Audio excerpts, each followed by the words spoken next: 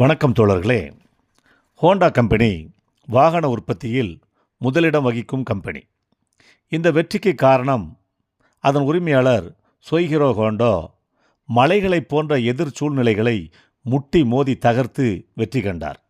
1938 பள்ளிக்கூடத்தில் படிக்கும்போது சோய்ஹிரோ ஹோண்டா கொஞ்சம் கொஞ்சமாக சேமித்த தொகையை பயன்படுத்தி ஒரு சின்ன ஒர்க் ஷாப் ஒன்றை ஆரம்பித்தார்.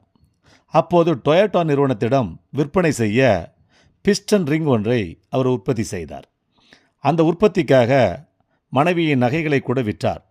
ஆனால் டொயோட்டா கம்பெனி அவருடைய பிஸ்டன் ரிங்கை நிராகரித்து விட்டது. மீண்டும் முயற்சியை ஆரம்பித்தார். சிறிது சிறிதாக மலையை நொறுக்க ஆரம்பித்தார். 2 ஆண்டுகளுக்கு பின்னர் டொயோட்டா கம்பெனி அவருடைய பிஸ்டன் ரிங்கை ஏற்றுக்கொண்டது. அவருடைய முயற்சிக்கு நல்ல வெற்றியும் கிடைத்தது. வாய்ப்பை பயன்படுத்தி ஒரு தொழிற்சாலை அமைக்க ஆசை கொண்டார். தன்னுடைய அனுபவத்தை கொண்டு அவரே தொழிற்சாலையை கட்டியும் முடித்தார். 2ஆம் உலகப் போரின் போது அமெரிக்க போர் விமானங்கள் வீசிய குண்டுகளால் ஜப்பான் சேதமடைந்து நாசமடைந்தது. அவருடைய தொழிற்சாலையின் பெரும் பகுதி அதில் நாசமாய் போனது. தொடர்ந்து பூகம்பம் மற்றும் குண்டுகளால் ஏற்பட்ட சேதத்தால் அந்த தொழிற்சாலை தரைமட்டமானது. ஆனால் அவரோ எல்லாம் பாழாய் போயிற்று என்று கன்னத்தில் கை வைத்து கொண்டு மூளையில் உட்காரவில்லை. மீண்டும் முயற்சியை ஆரம்பித்தார்.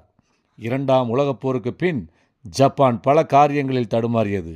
உதாரணமாக, தனது குடும்பத்துக்கு தேவையான உணவுப் பொருட்களை வாங்கி வர ஹோண்டாவினால் காரை ஓட்டிச் செல்ல முடியாத சூழ்நிலை. அப்போது அவருக்கு ஒரு யோசனை பிறந்தது. தன்னுடைய சைக்கிளில் ஒரு மோட்டாரை பொருத்தி ஓட்டினார். அப்போதுதான் மோட்டார்களை தயாரிக்கும் கலை அவருக்கு பொறியாக தட்டியது. மீண்டும் முதலீடு பற்றாக்குறை. மலைகளை முட்டுவதில் ஏற்கனவே பழக்கப்பட்டிருந்தார் ஹோண்டா. மீண்டும் அதையே செய்தார். கடின முயற்சி. ஜப்பானில் இருந்த 18,000 வியாபாரிகளிடம் முன்பணம் கேட்டு கடிதம் எழுதினார். 5,000 பேர் பணம் அனுப்பினார்கள். முதலீடு தயாரானது. தொழிற்சாலை கட்டி முடிக்கப்பட்டது. விரைவிலேயே ஜப்பான் உலக நாடுகளில் வல்லரசாக தலை தூக்க இவரை போன்றவர்களின் முயற்சியும் ஒன்றானது. இன்று ஹோண்டா கம்பெனியில் 1,00,000 ஊழியர்களுக்கு மேல் வேலை செய்கிறார்கள். உலகின் மிகப்பெரிய கார் தயாரிக்கும் நிறுவனமாக திகழ்கிறது. அதற்கு ஒரே காரணம் விடாமுயற்சியும் மலைகளை முட்டி மோதி பார்க்கக்கூடிய துணிவும் கொண்ட ஹோண்டாவின் தன்னம்பிக்கை மட்டுமே காரணம்.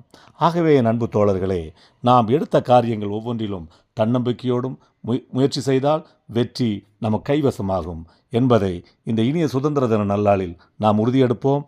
ஜப்பானை போன்ற நம் நாட்டையும் வல்லரசாக்குவோம் என்று உறுதியெடுப்போம். நன்றி, வணக்கம். அடுத்த வீடியோவில் சந்திக்கலாம். வீடியோ பிடிச்சிருந்தா லைக் பண்ணுங்கள், ஷேர் பண்ணுங்கள், சப்ஸ்கிரைப் பண்ணுங்கள்.